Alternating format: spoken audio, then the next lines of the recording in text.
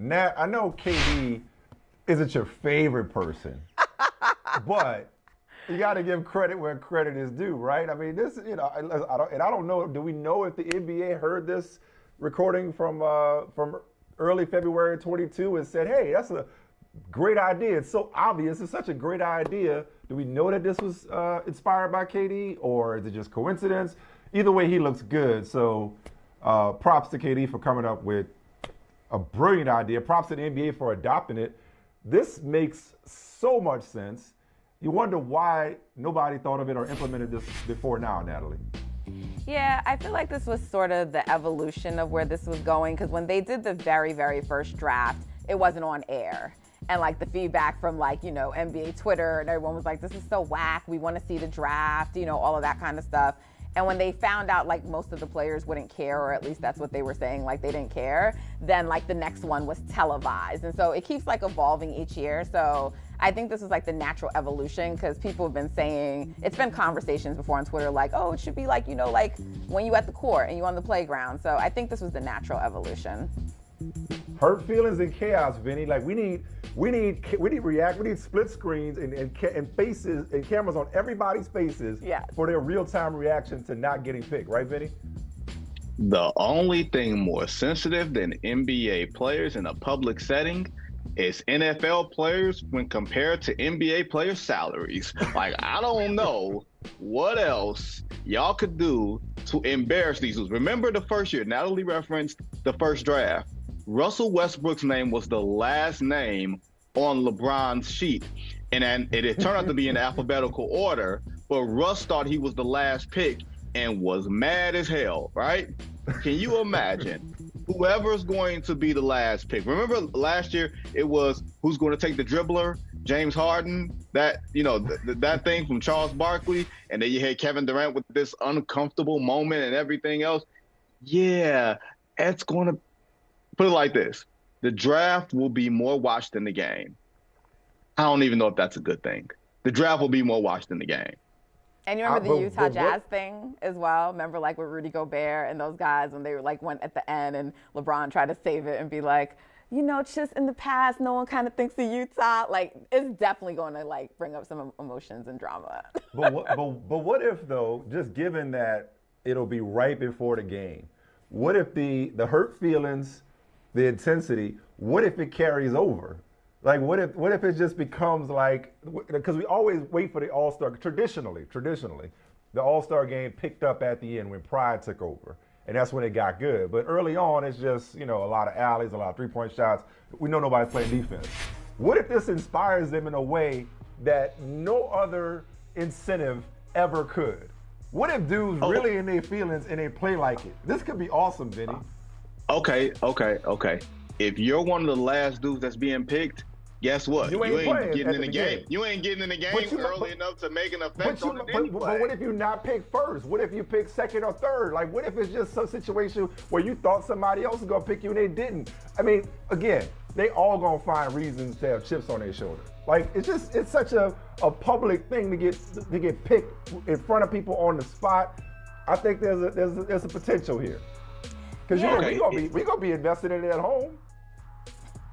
I agree. I mean, I think that could go either way, right, Mike? Because it's like you have that player who gets like the chip on his shoulder, so they go out there and not ruin the game, but like just try to do the most. Like, I don't think he's going to be on the All-Star, but like we know Russell Westbrook, like when things are said about him in the media, for example, he's prone to go out there and be a little unpredictable on the court. So, he won't be on the All-Star team, but it could make a player go that way or be like, oh, I'm going to show y'all. So I think all the drama.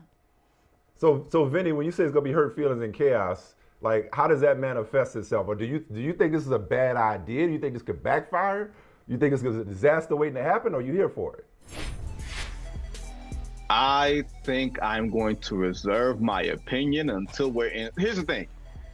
People are going to be mad already because we in Salt Lake City, right? So you're going to have a bunch of ornery dudes pissed off that we're not in our normal all-star enclave of warm weather and groupies, right? We're going to be in Salt Lake City where everything closes at 9 o'clock. And then you got the nerve to have me sitting around and waiting to see what all-star jersey I'm going to be wearing like this is an episode of The Bachelor? Wait. No. it has potential for chaos and hurt feelings, but I don't know if that's going to translate into anybody playing any damn defense. That's the only thing that's going to make the All-Star game actually any better. I think some of the recent. I'm sorry, I was just gonna say, I think some of the recent changes has helped the games get better, like the charities that they play for, because you've seen them get a little bit more motivated earlier in the game. No, the end of the game is better. The end of the game is remarkably better with the Elam ending and everything else. You see that. But that's for fans who stick around to 11:30 p.m. after watching the first 2 hours of nothing. Do I sound like an old man right now?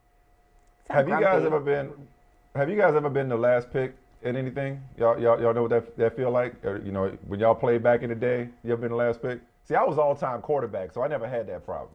You know, basketball, I was the last pick, typically. You know, I was good for 6 fouls and a couple of screens. You know, I threw a mean post-entry pass. You know, before the growth spurt. Before the growth spurt, when I was playing with older dudes, and that was always the key, older dudes. Hey, I got little man. All right, I'll take little man. That sort of thing. Wait, and then you got to go out there and you got to go out there and bust somebody's ass. You act like you 6'12". What do you mean growth spurt? Like, how tall are you, Vinny? You ain't that tall. Like, how tall are you? I'm not that tall at all. When was that? But as a sophomore in high school, I was every bit of 5'2", and in 3 weeks I grew to 5'10". So I felt every bit of 6'5". I was playing like a small forward at the start of my junior year. I'm blocking everybody's stuff to the glass and touching the rim and all that stuff. I felt like a GD giant out there. You was dream shaking them? No, but that explains it. That explains Vinny in a nutshell. Like, I get it. I get the wit. I get the sharp tongue. You know, you developed it early. Both of you guys are all-stars. Both of you guys are my first picks. So having said that, I delegated and deferred to both of you for the official. This is official, okay? The actual all-star starters and captains get announced tomorrow on TNT, but this is BFA's official all-star starters provided by our resident NBA experts, Vincent Goodwill, and just Nat for y'all. I know her last name. Y'all just know her as Nat. Nat, you go first. So in the West, of course I have Steph on there, Luka, Joker, LeBron, and Zion. And then in the East, Jaylen Brown, Donovan Mitchell, Tatum, Giannis, and KD. See, y'all can't say I don't like the man because he's on my ballot. Even though he's hurt right now, and there's an argument for Embiid, I still put KD on there. Before we go to yours, Vinny, you wanna nitpick anything from Nats? I'm not going to pick any nits. I'll just say that availability has to come into play when you talk about Zion Williamson, especially considering he's not going to be back for at least another 2 weeks on top of the time that he's already missed. But from a performance standpoint, I completely agree with you. It's not a bad ballot at all. Not a bad ballot at all. And I agree with Vinny. Like, I went back and forth, but I felt like the other options were like, because the way this is going to factor in is going to also factor in the fan vote. And so, like, Anthony Davis was like one of the other people, but he's been unavailable too. So unless you're going to go to like a Sabonis, someone like that, which I don't think he's going to have enough fan vote to carry him. So that's why I went with Zion. Okay. Vinny, let's see yours. Well, Natalie's going to be not very happy with me, of course, because I factored in not just availability, but I factored in if you're the catalyst for arguably the number one team in the Western Conference, and you're that guy, I feel like you deserve representation. That's why I picked Ja Morant.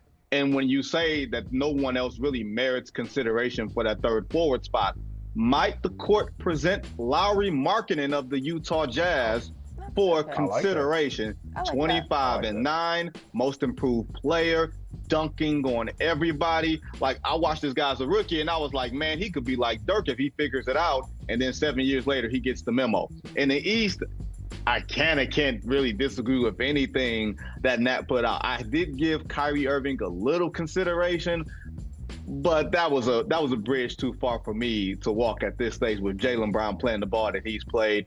Once again, KD, Giannis, Tatum, pretty easy over Embiid. Philly's going to be mad at us, but Philly's always mad. Yeah, we have the same ballot in the East. Y'all did. Great minds.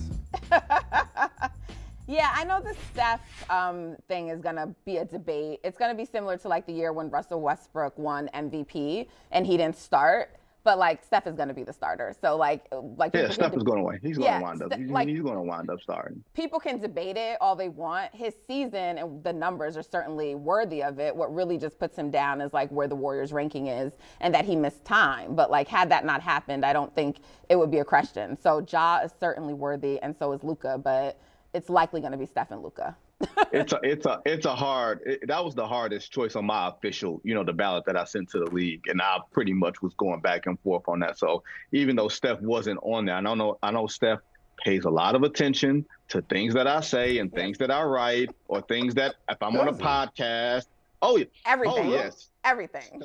Steph is no. Steph is the most petty and ornery superstar. Giannis is a close second. He acts like he doesn't pay attention. The dudes who say they don't pay attention, they pay attention. They read everything. Why? Because they can't help themselves when they get in front of you to tell you exactly what they thought on some podcast that you were on 6 months ago when me and our friend Bomani Jones made a comment about Steph being a system player when we called him the system, and everybody Andre Iguodala got upset, Warriors Twitter got upset, and they forgot to use their ears, and they just used their hurt feelings. No. Steph heard it too. They went back and they had to self-correct themselves. Don't let him tell you that. They came back and walked it back.